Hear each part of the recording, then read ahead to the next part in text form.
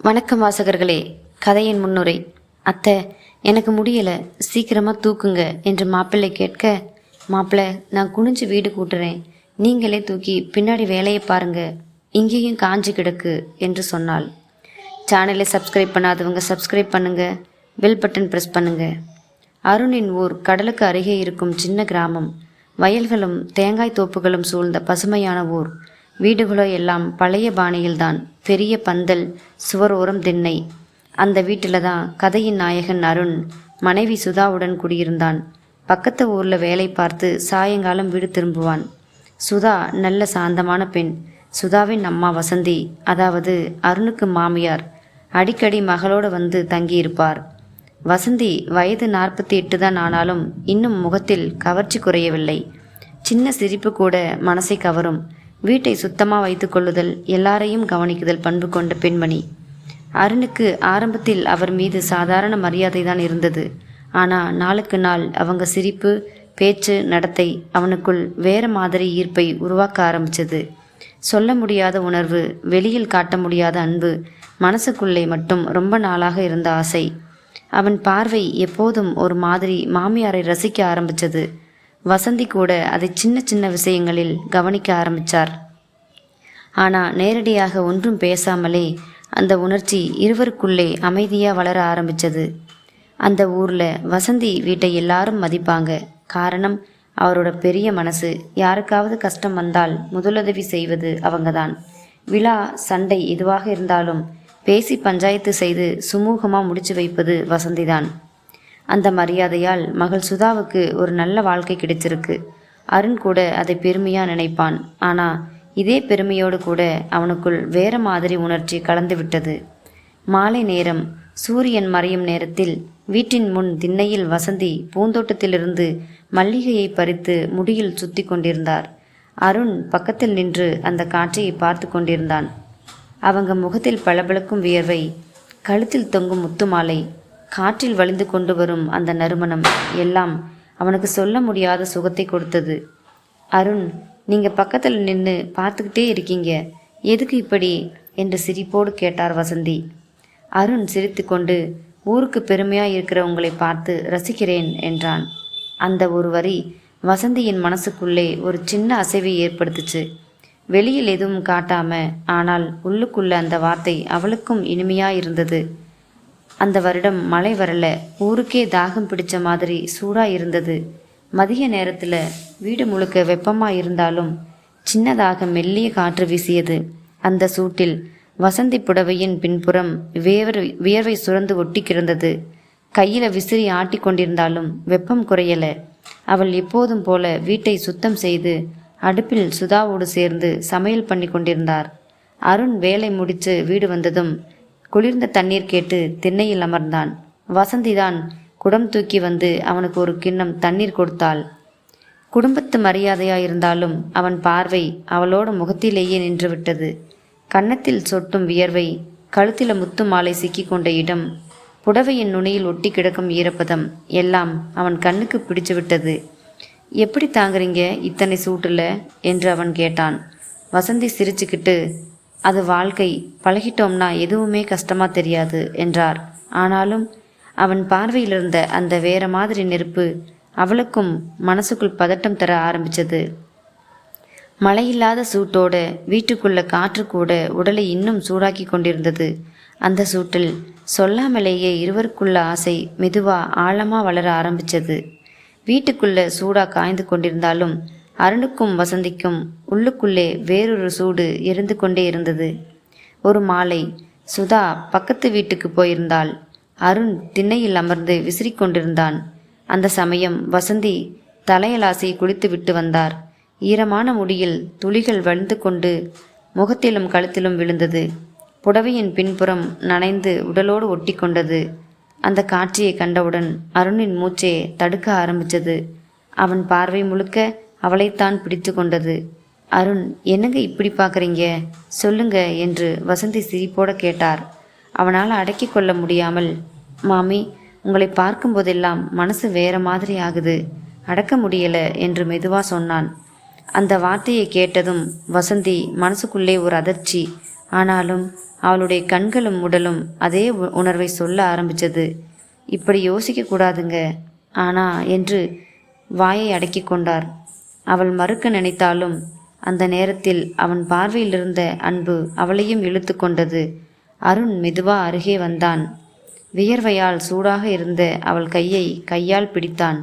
அந்த ஒரு தொடுதல்தான் வசந்தியின் உள்ளுக்குள்ளே இருந்த ஆசையை வெளியே கொண்டு வந்தது. இருவரும் ஒரு நிமிஷம் அமைதியா ஒருவரை ஒருவர் பார்த்து கொண்டனர். அந்த அமைதியிலேயே வார்த்தைகளுக்கு இடமில்லை. மனசுக்குள்ள மட்டும் அதிகமா அன்பு பெருகி கொண்டே இருந்தது. அந்த மாலையில் வீட்டுக்குள் முழுக்க அமைதி. சுதா இன்னும் பக்கத்து வீட்டில்தான். திண்ணையில் விளக்கை ஏற்றும் நேரம். வசந்தி கையில் தீப்பெட்டி எடுத்துக்கொண்டு விளக்கை ஏற்றினார். அந்த நெருப்பின் ஒளியில் அவளோட முகம் இன்னும் பிரகாசமா தெரிந்தது. அருண் அவளை பார்த்து கொண்டே உள்ளுக்குள் கசங்கினான். மனசு சொல்லுது இப்போ இல்லைன்னா இனிமேலுமே முடியாது என்று. அவன் மெதுவா எழுந்து அவள் பக்கத்துக்கு வந்தான். வசந்தி அதை கவனித்தாலும் பின்வாங்க முடியவில்லை. அவளை அருகே இழுத்தவுடன் அவள் நடுங்க ஆரம்பித்தாள். அருண் இப்படி பண்ணக்கூடாது என்று வாயால் சொன்னாலும் அவளோட உடல் அவனை விட்டு பிரியவில்லை. அவள் கண்களில் தண்ணீர் மிதந்தது. அது பயமா இல்லை ஆசையா அவனுக்கே புரியவில்லை. ஆனா அந்த நொடியில் அவளின் மூச்சு வேகம், உடல் சூடு, கைகளை விடாமல் இறுக்கமாக பிடித்த விதம் எல்லாமே ஒரு சம்மதத்தின் பதில் போல இருந்தது. அவன் அவளின் அருகே முகத்தை கொண்டு சென்றான். வியர்வை கலந்த அவளோட முகத்தில் ஒரு அசைவோ ஒரு குளிர்ச்சியோ தோன்றவில்லை. அதுவே அனுமதி போல இருந்தது. வசந்தியின் இதயம் துடிக்க அவளும் கையை அவன் தோளில் வைத்தாள். அந்த ஒரு நொடி அடக்க முடியாத ஆசை இருவரையும் முழுக்க ஆட்கொண்டது. அருணின் தோளில் கையை வைத்தவுடன் வசந்தியின் உள்ளே ஏதோ உடைந்தது போல இருந்தது. பல வருடங்களாக அடக்கி கொண்டிருந்த உணர்ச்சிகள் அப்படியே வெளிச்சம் பார்த்தது. இது பாவம்னு தெரியும் அருண், ஆனா என் மனசு கேட்கவில்லை என்று வசந்தி மெதுவா சொன்னாள். அந்த வார்த்தையிலேயே அவளின் குரல் குலுங்கியது.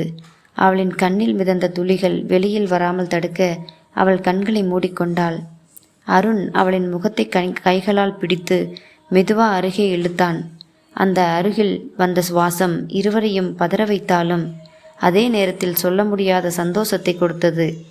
அவளின் உடல் முழுக்க நடுங்கி கொண்டிருந்தது. ஆனால் அந்த நடுக்கம் பயத்தாலோ இல்லை, அடக்க முடியாத சந்தோஷத்தில்தான். தோளில் சாய்ந்த போது அருணுக்கு ஒரு விஷயம் தெளிவாயிற்று. இனி நாம் யாரும் இல்லை, நாம் இருவரும் மட்டும்தான் என்று. வசந்தியின் கையை இறுக்கமாக பிடித்தவுடன் அவளும் அதே வலிமையோடு அவன் விரல்களை பிணைந்தாள். அந்த தொடுதலிலேயே அவனுக்குள் ஒரு மின்னல் ஓடியது போல உணர்ந்தான். சுற்றிலும் யாரும் இல்லை. வீட்டுக்குள் அமைதி, வெளியில் இரவு ஆழமா வந்து கொண்டிருந்தது. அந்த அமைதிக்குள்ள இருவரின் மூச்சுதான் கேட்க ஆரம்பிச்சது. சுவாசமோ சுவாசத்தோடு கலந்தது. அந்த நொடியிலேயே இருவரின் உள்ளுக்குள் இருந்த ஆசை இனி அடக்க முடியாத நிலைக்கு சென்றது. வீட்டுக்குள் விளக்கின் மந்தமான ஒளி மட்டும். வெளியே கிராமம் முழுக்க இரவின் அமைதி. அந்த அமைதியிலே அருணும் வசந்தியும் நெருங்கி நின்றார்கள். இது தவறு என்று அவள் சொன்னாலும் அவளோட கைகள் இன்னும் அவன் கைகளிலேயே இறுகி கொண்டிருந்தது. அவள் கண்களை மூடிக்கொண்டவுடன் அருண் மெதுவா அவளின் முகத்தை தொட்டான். அந்த தொட்ட நொடியிலேயே வசந்தி உடம்பெல்லாம் நடுங்கி தோளில் விழுந்தாள். அந்த ஒரு நிமிஷங்கள் இருவரும் எதுவும் பேசவில்லை. மூச்சுக்கள் மட்டும் மோதின. உடல் வெப்பம் ஒன்றோடொன்று கலந்தது. வசந்தி மெதுவா சொன்னாள், என் வாழ்நாளில் இப்படி யாரிடமும் மனசு திறந்து விட்டதில்லை. ஆனால் நீங்கள் என் உள்ளத்தையே உருக்கிட்டீங்க. அந்த வார்த்தைகள் அருணின் உள்ளுக்குள் நெருப்பை ஊற்றின மாதிரி இருந்தது. அவன் அவளின் தோளில் கையை சுற்றி இன்னும் அருகே இழுத்தான். இருவருக்குள்ள இருந்த ஆசை அந்த இரவில் வெடித்தது. குற்ற உணர்ச்சி, பயம், வெட்கம் எல்லாம் இருந்தாலும் அதைவிட அதிகமாக அந்த தருணத்தோட சந்தோஷம் இருவரையும் ஆட்கொண்டது. அந்த ஒரு இரவு வசந்திக்கும் அருணுக்கும் வாழ்க்கையை மறுபடியும் மாற்றிய இரவாகிவிட்டது. ஒரு நாள் இரவு வீடு முழுக்க அமைதி. சுதா உடனே தூங்கி போனாள். வசந்தி சமையலறை ஓரத்தில் பாத்திரங்களை அடுக்கி கொண்டிருந்தார். அருண் தண்ணீர் குடிக்க வந்தான். அந்த நேரத்தில் இருவரின் கண்கள் சந்தித்தது. ஒரு நொடி பார்த்ததும் அந்த இரவின் நினைவு இருவரையும் நடுங்க வைத்தது. வசந்தி பாத்திரத்தை கையில் பிடித்தபடியே திகைத்து நின்றார். அருண் மெதுவாக அவள் அருகே வந்தான்.